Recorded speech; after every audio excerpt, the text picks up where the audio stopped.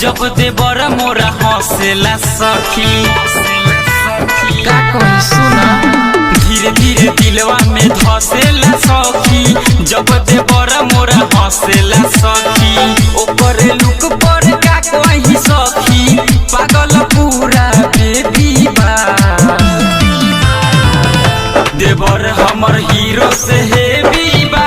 देवर हमर हीरो से हेवी बा देवर हमर हीरो से हेवी बा देवर हमर हीरो से हेवी बा recording by A to Z ढाका।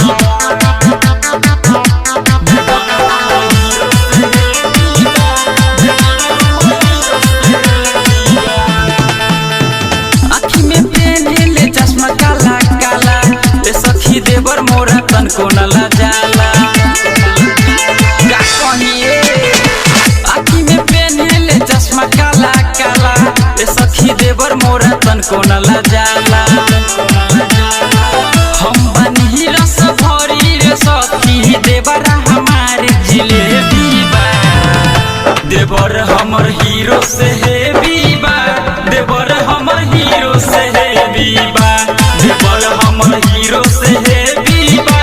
देवर हमर हीरो से हेवी बा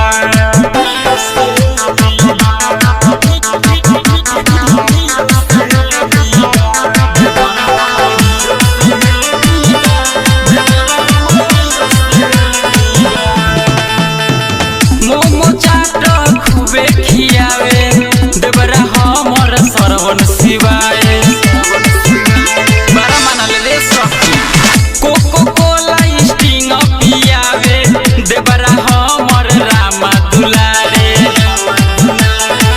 राम बाबू ओली सखी बड़का हो फरे बीबा देवर हमर हीरो से हेवी बा